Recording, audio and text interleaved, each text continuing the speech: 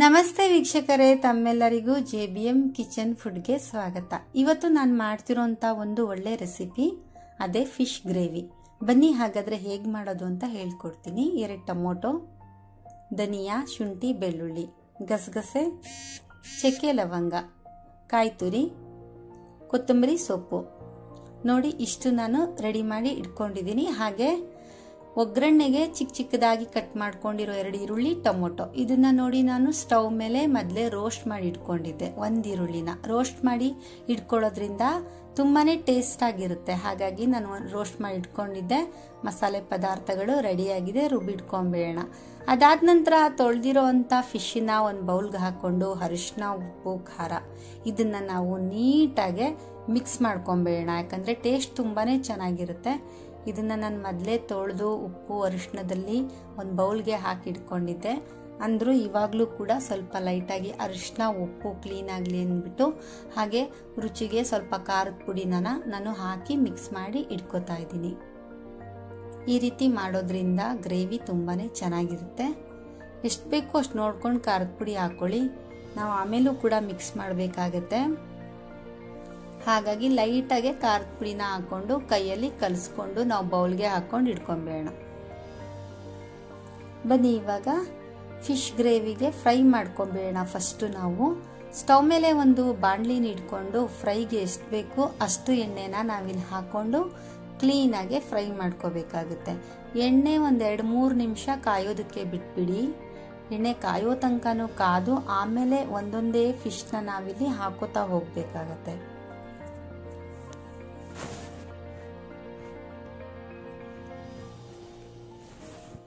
ಇವಾಗ ಎಣ್ಣೆ ಕಾದಿದೆ. ಬನ್ನಿ ಒಂದೊಂದೇ ಫಿಶ್ನ ನಾವು ಹಾಕೊಳ್ಳೋಣ. ನೋಡಿ ಒಂದೊಂದು ಪೀಸ್ನ ನಾವು ನೀಟಾಗಿ ಹಾಕ್ಕೊಂಡು ಒಂದು 5-10 ನಿಮಿಷ ಫ್ರೈ ಮಾಡ್ಕೊಂಬೇಡ. 10 ನಿಮಿಷ ಜಾಸ್ತಿನೇ ಆಯಿತು. ಒಂದು 5 ನಿಮಿಷ ಅಂದ್ಕೊಳ್ಳೋಣ. 5 ನಿಮಿಷ ನಾವು ಫ್ರೈ ಮಾಡ್ಕೋಬೇಕಾಗತ್ತೆ.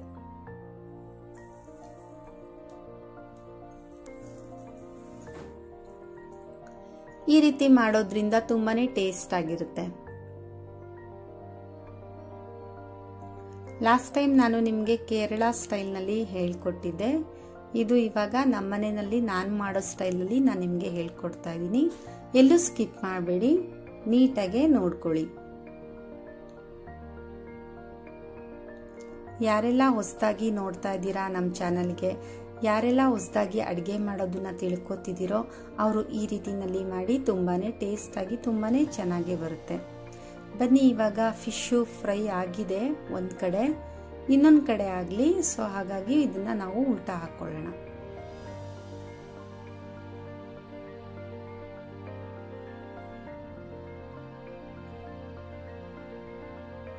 ಮೀನು ಅನ್ನೋದೇನಿದೆ ತುಂಬಾನೇ ಬುದ್ಧಿ ಚುರುಕು ಮಾಡುತ್ತೆ ವೀಕ್ಷಕರೇ.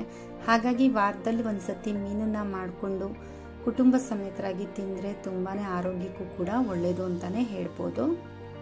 ನೋಡಿ ಇವಾಗ ಮೀಡಿಯಂ ಫ್ಲೇಮ್ನಲ್ಲೇ ನಾನು ಇದನ್ನ ಬೇಯಿಸ್ಕೊತಾ ಇದ್ದೀನಿ. ನೋಡಿ ನೀಟಾಗಿ ಫ್ರೈ ಆಗ್ತಾ ಇದೆ.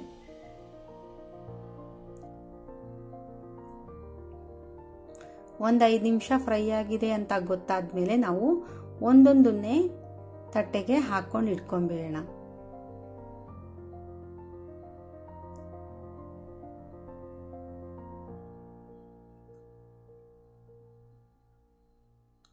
ಇದರಲ್ಲಿ ಉಪ್ಪು ಖಾರ ಎಲ್ಲ ನೀಟಾಗಿ ಮಿಕ್ಸ್ ಆಗಿರುತ್ತೆ.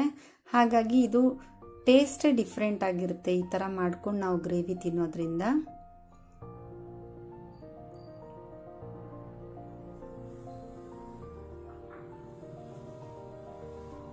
ಮಕ್ಕಳಿಗೆ ಇದನ್ನ ಮಾಡಿಕೊಡೋದ್ರಿಂದ ಬುದ್ಧಿ ತುಂಬಾನೇ ಚುರುಕಾಗುತ್ತೆ ಅಂತಾನೆ ಹೇಳ್ಬೋದು.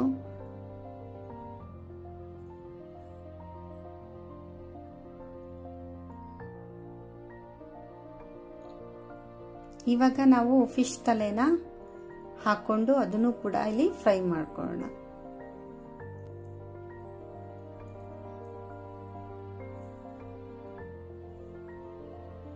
ನೋಡಿ ತಲೆ ಕೂಡ ಇಲ್ಲಿ ಫ್ರೈ ಆಗಿದೆ.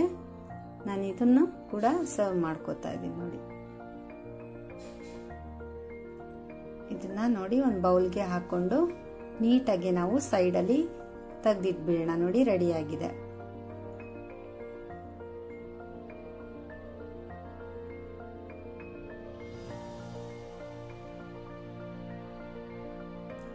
ಇವಾಗ ನಾವು ಜಾಲರಿನ ಇಟ್ಟು ಈರುಳ್ಳಿನ ಫ್ರೈ ಮಾಡ್ಕೋಬೇಕಾಗತ್ತೆ.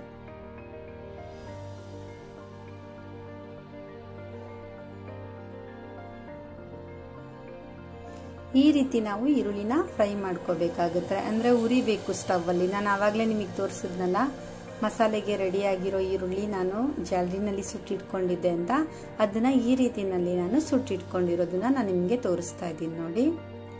ನೋಡಿ ಅದನ್ನ ನಾನು ಮಸಾಲೆಗೆ ಹಾಕಿ ರುಬ್ಬಿಟ್ಕೊಂಡಿದ್ದೀನಿ.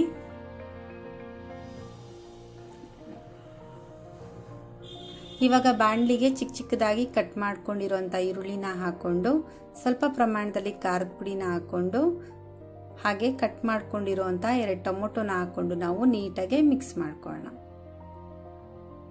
ಸ್ವಲ್ಪ ಪ್ರಮಾಣದಲ್ಲಿ ಉಪ್ಪನ್ನು ಕೂಡ ನಾವು ಹಾಕೊಳ್ಳೋಣ. ಈಗ ರುಬ್ಬಿಟ್ಕೊಂಡಿರೋಂಥ ಮಸಾಲೆನ ನಾವು ಬಾಣಲಿಗೆ ಹಾಕೊಳ್ಳೋಣ. ಹಾಕೊಂಡು ಕ್ಲೀನಾಗಿ ಮಿಕ್ಸ್ ಮಾಡ್ಕೊಂಡ್ಬಿಟ್ಟು ತಟ್ಟೆನ 10 ನಿಮಿಷ ಮುಚ್ಚಿಡ್ಬೇಡ. ಕ್ಲೀನಾಗಿ ಅದು ಗಟ್ಟಿಯಾಗಿ ಗ್ರೇವಿ ಆಗಲಿ ಅಂತ ಅಷ್ಟೇ. ನಾನು ಹುಣಸೆ ಹಣ್ಣು ಹುಳಿನ ಕೂಡ ಇಲ್ಲಿ ಸೈಡ್ಗೆ ಇಟ್ಕೊಂಡಿದ್ದೆ. ನೋಡಿ ಅದನ್ನ ಹಾಕೋತಾ ಇದ್ದೀನಿ. ಅದನ್ನ ಹಾಕೊಂಡ್ಮೇಲೆ ಜಾರ್ಗೆ ಸ್ವಲ್ಪ ನೀರು ಹಾಕೊಂಡು ಅದನ್ನು ಕೂಡ ಮಿಕ್ಸ್ ಮಾಡಿ ಹಾಕೊಂಡೆ. ಅದಾದ ನಂತರ ನಾನು ಫ್ರೈ ಮಾಡ್ಕೊಂಡು ಇಟ್ಕೊಂಡಿದ್ನಲ್ವಾ ಫಿಶು, ಅದನ್ನ ಒಂದೊಂದೇ ಇಲ್ಲಿ ಹಾಕೋತಾ ಇದ್ದೀನಿ.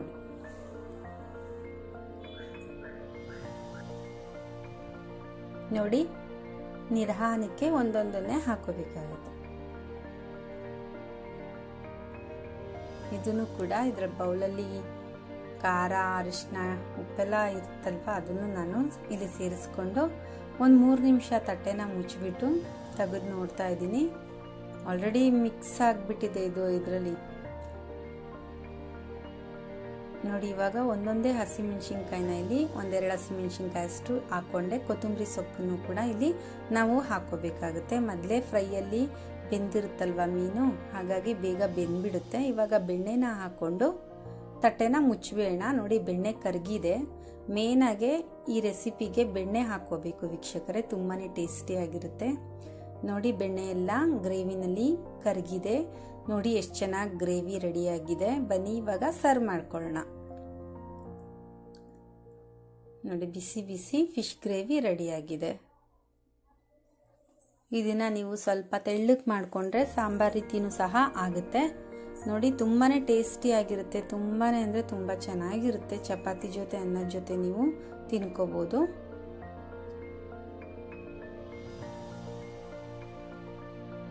ಈ ರೀತಿನಲ್ಲಿ ನೀವು ಟ್ರೈ ಮಾಡಿ ಒಂದ್ಸತಿ, ತುಂಬಾನೇ ಟೇಸ್ಟ್ ಆಗಿರುತ್ತೆ.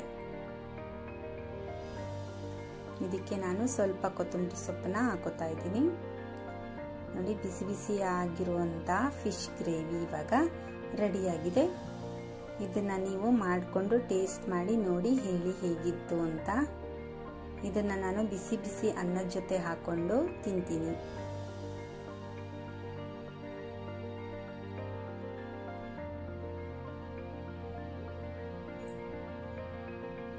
ಈ ರೀತಿನಲ್ಲೇ ನೀವು ಮಾಡಿ ಒಂದ್ಸತಿ, ತುಂಬಾನೇ ಚೆನ್ನಾಗಿರುತ್ತೆ.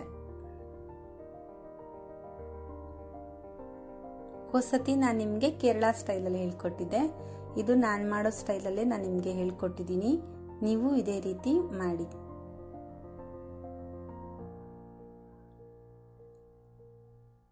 ಇಷ್ಟ ಆದರೆ ನಮ್ಮ ಚಾನಲ್ಗೆ ಸಬ್ಸ್ಕ್ರೈಬ್ ಮಾಡಿ. ಧನ್ಯವಾದಗಳು.